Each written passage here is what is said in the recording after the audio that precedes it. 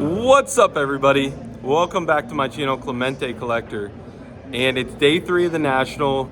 I'm here having a great time. It's already getting really busy in here. It's still early. The crowds look like they might be bigger than yesterday.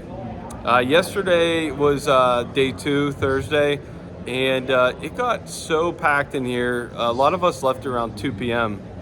But what I wanted to do is I wanted to make 2 separate videos. My first video, I wanted to just show you guys vintage card tables. I think a lot of guys like seeing them, and then my next video might not be till I get home, but it's gonna be all my pickups. So this video is just all tables, and I took feedback from a lot of you guys. You said you didn't want to see tables that didn't have prices. So all the cards should have prices. I tried to slow down, and hopefully you guys like it. There's some great vintage here. It's crazy. I think the vintage at the show this year is better than last year personally. So let's just get to it. Let me show you the tables. And I think one of the videos I talked to a dealer about how the show's going for him, but I'm not going to edit anything here. Let's just get to it, and thanks anybody that watched. I'll see you guys later.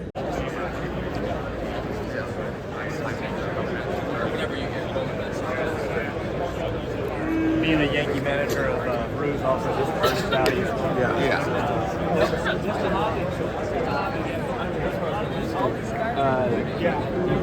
When we got on the registry recently for the stuff. Cool. How's the show been going for you guys? The cases are decimated. Things have been spread out quite a bit so that it is full. Yeah. But I think it's good. I always tell when people come in our shop and they say when they should go, I'm like, be there Thursday, because if you're there on a Saturday or Sunday, you're not going to get the same show. You guys been able to buy anything from anybody, or not so much? It's too hard. Yeah. I mean, I'm all about paying fair numbers, but there's so many people in the room paying 95 and 100%. A lot of the big repacks. It's got to be you that sits back there, and we need you. And it's a tie. We had yesterday there was probably 15 to 25 people around our booth all day. Yeah. So I hate to take away from doing a deal with someone to just buy some stuff, and then we don't even know if we're going to get the deal done. So you take 30 minutes working a deal, and then you don't even get it together. Now you just wasted a half hour and ignored 100 people. Yeah. No, it's true. We buy a lot of stuff in our shop. Right. So a lot of the dealers here who don't have a store probably need to buy more than we do. At any moment, I could probably go through thousands of deals we purchased over the last couple of years and find stuff that we can put out. So I've seen a lot of dealers on the other side have like literal empty cases. Oh no, we had several empties yesterday that we had to backfill today. You think the fact that they didn't allow people to sublet their table, you think that had something to do with some of it though? I mean, it could have. I was never one of the ones who was part of that. Right. It could have. There probably are some changes that need made going down, but at the same time, like the guys who did earn their spots, it's tough to just say like tough shit, you gotta leave. Yeah. You'd think that there has to be some sort of compensation for them putting in all that time when the industry wasn't as hot as it is now. Yeah.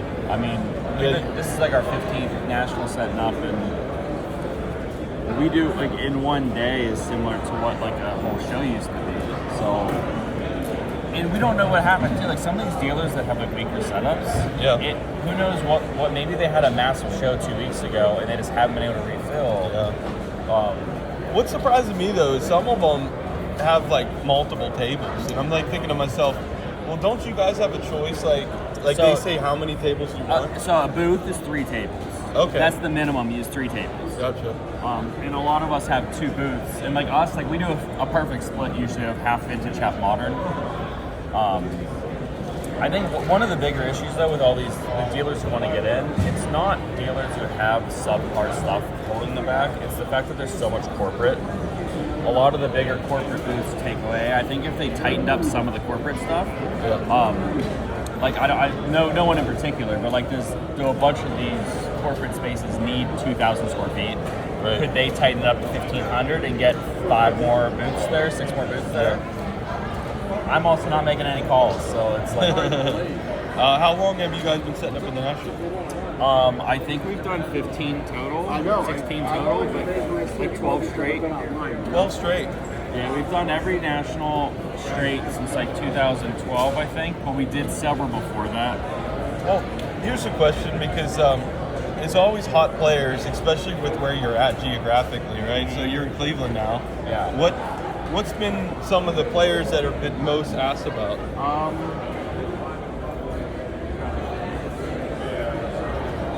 So we don't do any prospects or anything. I'm assuming some of that stuff is real hot. Yeah. Mantle is always top Mantle's dog. stuff, yeah. For us with vintage, Mantle's always top dog. We did a massive wrestling display this year, so we've been selling like a ton of rare rookie stuff. Oh. We don't really do a ton of basketball. I know people are asking about the same, the same 5-6 guys. Years past, Trout was always top dog, and we've had no one even ask about our Trouts this Really? year. Yeah. Wow. Almost no one. So appreciate it. Yeah.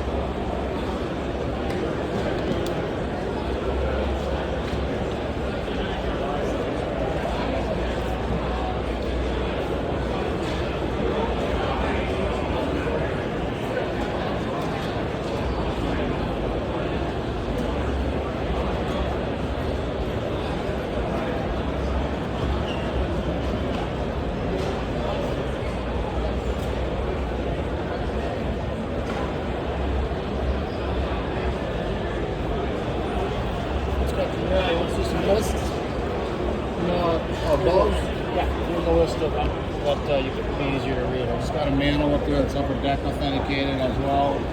They got an Avalon list, but otherwise there's everything, 2 pages worth of stuff there.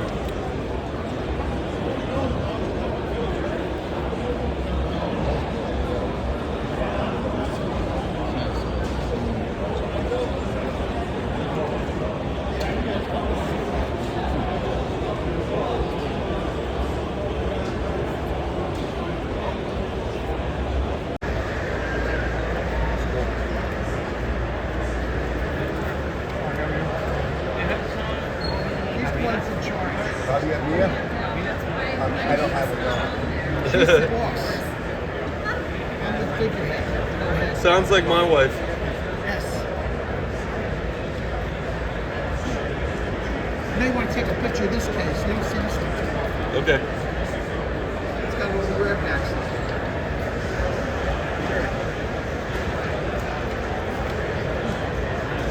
She got 2 cases of rare backs.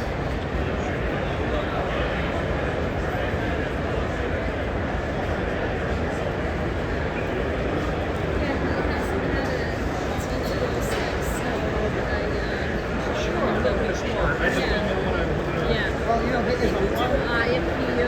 a lot of ways to start the scan process. There's like about 100 ways. But some of the ways are, you can do the whole set. If you do the whole set, you can do the low grade. It's a budget set. So if you worry about your budget, if you have a low budget, you go for low grade. If you have a medium budget, you go for 3s and 4s. If you have a higher budget, you go for 5s and 6s. They buy one bunch just Hall of Famers, only 7 leaguers, there's only 48 sub-leaguers in the South. There's, I think, 65 Hall of Famers. Some people just buy portraits only. So, Hall of Famers, they buy in the grades of people.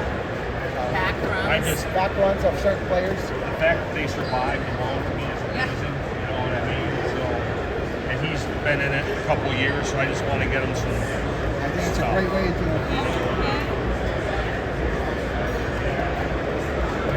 He likes the Red Sox. So Oh, okay.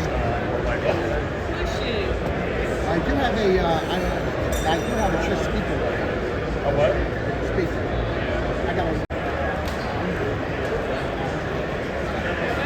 I'm always out for another meeting. Okay, I'll hold on to them and then when you're ready.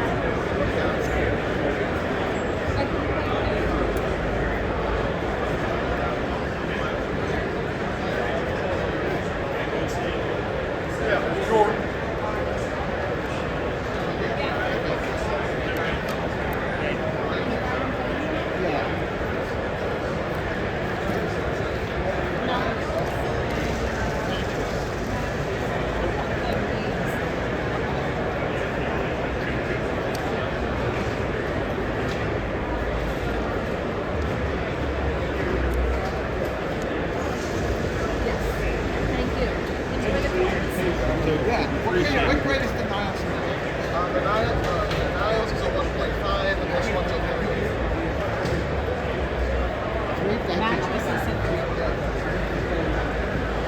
Thank you. It'll be a great show. Thank you. Thanks for coming over. You're off to a good start. Yes, thanks.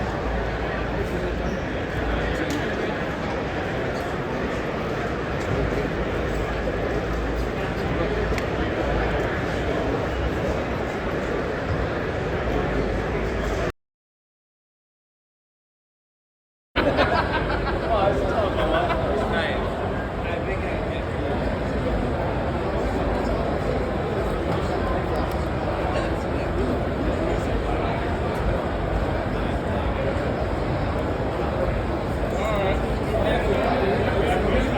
you in September. Yep, good deal.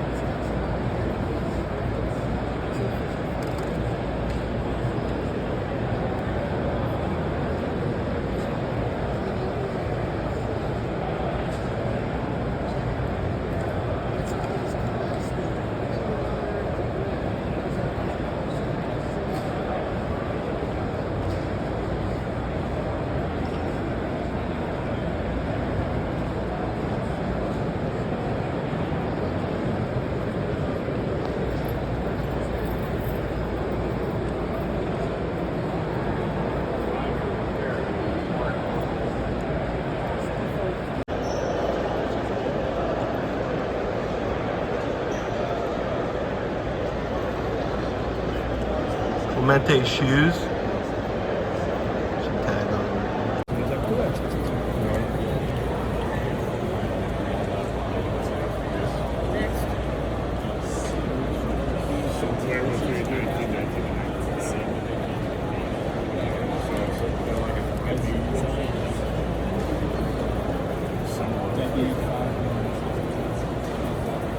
Just similar.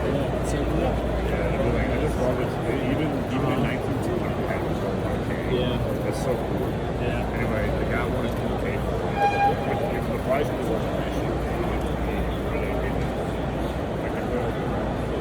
That one looks nice. I just That's didn't really have good the eye. cash.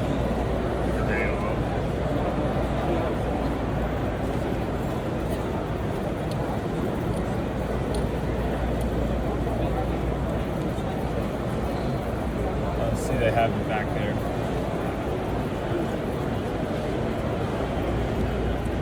Yeah, it's a PSA 5.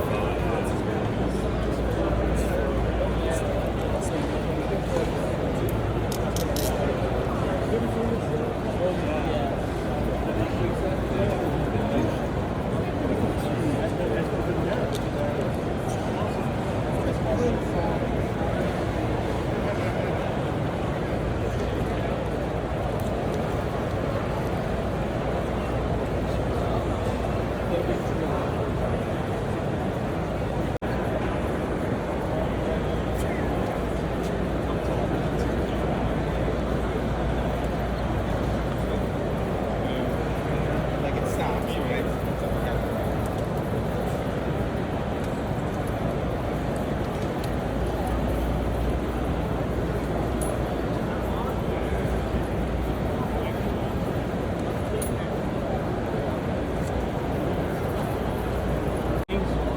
Not since Bronzeville?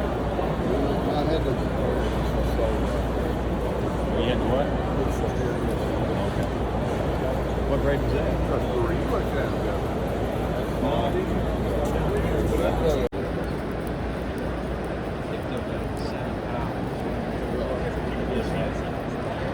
was pretty happy about that.